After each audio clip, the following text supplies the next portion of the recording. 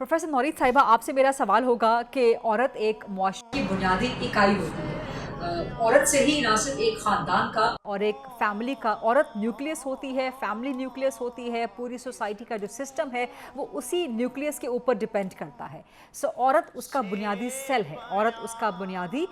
इकाई है। सो एक औरत से ही जो बेटा तालीम पाता है वो फिर बेटा बनता है, फिर वो भाई बनता है, शौहर बनता है, बाप बनता है। सो एक औरत जो उसको तालीम और तरबियत देगी, ख़ास तौर पे इस्लामी तालीमात के मद्देनज़र, उसके पेश नज़र, तो फिर मुआशरे में हमें एक सुधराव जो है वो भी नज़र आएगा और एक सुलझाव भी हमें नज़र आएगा। सो क्या वजह है कि आलमी दुनिया में और ख़ास तौर पे मुस्लिम दुनिया में ख़वातीन स्कॉलर्स हमें बड़ी कम नज़र आती हैं? ख़वातीन स्कॉलर्स ज़्यादा होंगी तो ख़वातीन उनके पास तालीम और तरबियत के लिए जाएंगी, अपनी इस्लाह कर सकेंगी, आगाही हासिल कर सकेंगी और वही अच्छी तालीम फिर आके अपने ख़ानदान को, अपनी औलाद को दे सकेंगी। मर्द स्कॉलर्स माशाल्लाह बहुत बड़ी तादाद में नज़र आते हैं और बावजूद इसके कि नबी अकरम सल्लल्लाहु अलैहि वसल्लम से उस ज़माने की ख़वातीन बराह रास्त आकर जो है तालीम हासिल किया करती थी, आगाही। लेकिन बहरहाल आज एक झिझक मौजूद है, हमेशा से है। ख़वातीन मर्दों के पास अपने मसाइल या आगाही के लिए जाते हुए झिझकती हैं। तो ख़वातीन स्कॉलर्स ज़्यादा होंगी आलमी दुनिया में, मुस्लिम दुनिया में, तो ख़वातीन को आगाही, इस्लामी तालीमात तक रसाई, उसके बारे में दुरुस्त मालूमात होना वो आसान हो जाएगा। क्या कहेंगी प्रोफेसर नौरीद फ़ातिमा इस पर? बहुत शुक्रिया गरीदा। बिस्मिल्लाहिर्रहमानिर्रहीम। अल्लाहुम्मा सल्ली अला सय्यदिना व मौलाना मुहम्मद व अला आलिहि व सहबिहि व बारिक वसल्लम। सबसे पहले तो मैं अपनी जानिब से आपके चैनल का शुक्रिया अदा करूँगी कि उन्होंने पहली दफ़ा मुझे मदऊ किया और इतनी खूबसूरत नशिस्त के साथ, जिसको हम नूरुन अला नूर कह सकते हैं, उसके साथ मुझे जोड़ा। यकीनन बरोज़ हशर जब आप सब मिलके इसका अजर पाएंगे तो मैं आपके साथ होंगी। अल्लाह पाक आप सबको जज़ाए खैर अता फ़रमाए। उसके बाद आपको और आपके चैनल की वसातत से पूरे आलम इस्लाम में जहाँ जहाँ हुज़ूर अलैहिस्सलातु वस्सलाम के उम्मती बसते हैं, जो उम्मत दावत है वो भी और जो उम्मत इजाबत है वो भी, उनको रहमतुल लिल आलमीन सल्लल्लाहु अलैहि वसल्लम की आमद बहुत बहुत मुबारक हो। बहुत ही खूबसूरत आपका सवाल और हमेशा थॉट प्रोवोकिंग चैप्टर्स आप ओपन करती हैं। मैं ये समझती हूँ कि एक औरत होने के नाते से आपने इस कमी को जिस शद्दोमत के साथ महसूस किया वो मेरे दिल की आवाज़ है, क्योंकि मैं भी एक औरत हूँ। तो इस मौके पर कि जब हम रहमतुल लिल आलमीन सल्लल्लाहु अलैहि वसल्लम की आमद के तज़किरे कर रहे हैं, तो एक औरत का इस सोसाइटी की जो बुनियाद साजी है, उसके अंदर किरदार हम देखते हैं सैयदा खदीजतुल कुबरा सलामुल्लाह अलैहा से शुरू होता है और उसके बाद फिर हम देखते हैं कि करबला में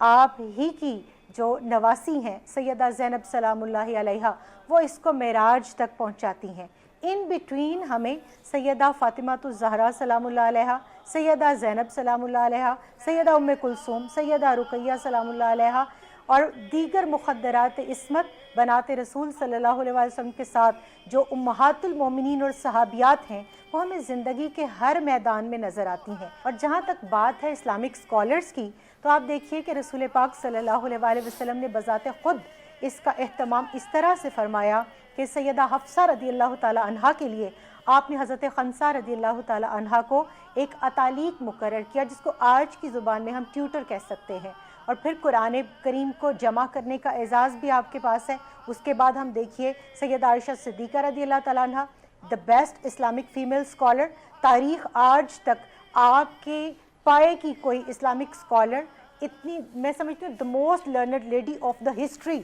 नॉट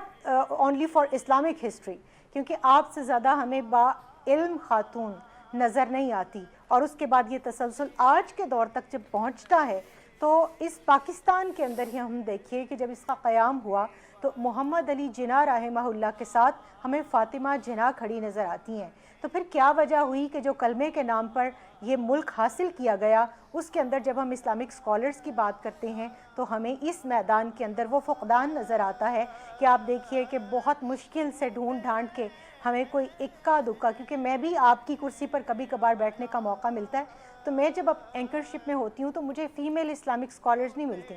امین شہیدی صاحب کو اللہ سلامت رکھے، ان کی بہن ہے ڈاکٹر خانم سکینہ، وہ اور چند دیگر خواتین ایسی ہیں کہ جن کو ہم سمجھتے ہیں کہ وہ پوری دنیا کے اندر اسلام کا پیغام بڑی حقانیت کے ساتھ، بڑی دلیری کے ساتھ پہنچا رہی ہیں۔ تو اس میدان میں سمجھتی ہوں کہ جہاں ہم ویمن امپاورمنٹ کی بات کرتے ہیں، وہاں آج کے دن خاص طور پر ہمیں بحیثیت ایک امت کی بیٹیوں کے یہ چیز ذہن میں رکھنی چاہیے۔ میں اکثر غریدہ اپنے اوپر یہ کیفیت طاری ہوتی ہوئی محسوس کرتی ہوں جب میں سورہ تکویر کی تلاوت کیا کرتی تھی کلاس 7th 8th میں، تو جب میں یہ پڑھتی تھی نا وَإِذَا الْمَوْءُودَةُ سُئِلَتْ بِأَيِّ ذَنبٍ قُتِلَتْ، کہ اس زندہ دفن کی ہوئی لڑکی سے پوچھا جائے گا کہ تجھے کس جرم میں دفنایا گیا، تو کین یو امیجن کہ میں یہ محسوس کرتی تھی کہ اگر آپ صلی اللہ علیہ وآلہ وسلم وما ارسلناک الا رحمت للعالمین کی شان میں مجھے حصہ دار نہ بناتے، میرے باپ جو مجھے زندہ دفنا رہا تھا اس کے ہاتھوں سے چھین کر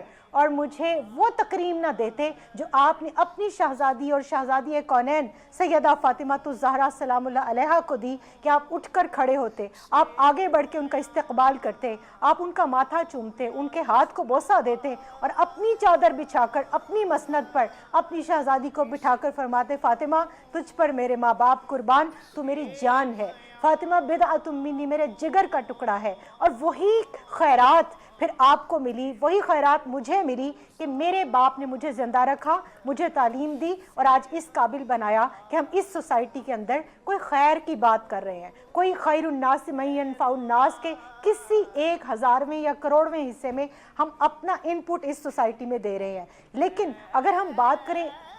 جنرل ایجوکیشن کی، اس میدان میں بھی آپ دیکھیے ماضی قریب تک جو بم بلاسٹ ہوتا تھا وہ لڑکیوں کے اسکول پر ہوتا تھا، لڑکوں کے اسکول پر نہیں ہوتا تھا۔ پھر آپ دیکھیے جب ہم اسلامک ایجوکیشن کی بات کرتے ہیں تو ہم نے اس کو مدارس میں قید کر کے کلیساؤں کے اندر جس طرح سے ایک مذہب کے پیروکار جو ہے اپنے مذہب کو لے کر چلتے ہیں، ہم نے اس کو اس طرح سے جو ہے وہ اس کی پارٹیشن کر دی ہے کہ یہ لوگ ذمہ دار ہیں صرف اسلامک ایجوکیشن کے، اور ہمارا جو جنرل جو اسکول ہے، جو ماڈرن ایجوکیشن ہے، اس کے اندر سے پڑھ کے آج ہمارے تک کوئی بھی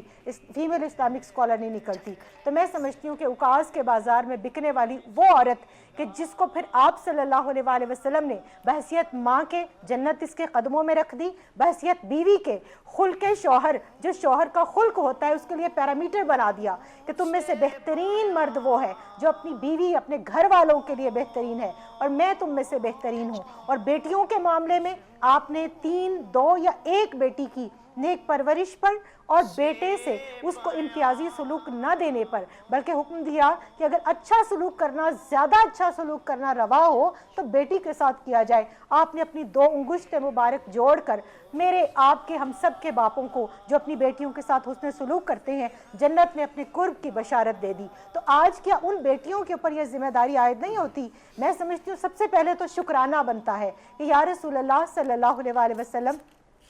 تیرے کرم سے مجھے زندگی کا نور ملا، محبتوں کا سلیقہ، ہنر، شعور ملا، اور ہمارے جسموں پہ رحمت قبائیں تیری ہیں، تیری اما میں ہمیں عزت و سرور ملا۔ تو جس ذات نے ہمیں زندہ رہنے کا حق دلوایا، ہمارے سر پر چادر دی، ہمیں توقیر کا وہ تاج پہنایا کہ باپ ہو، بھائی ہو، بیٹا ہو، شوہر ہو، وہ 4 ستون بن کر، 4 دیواری بن کر ہماری اس طرح سے پروٹیکشن کرتے ہیں، تو کیا ان کے اوپر ذمہ داری عائد نہیں پروفیسر نورید فاطمہ صاحبہ، کیونکہ ماں پروفیسر نورید صاحبہ آپ کی بہت خوبصورت گفتگو کر رہے ہیں۔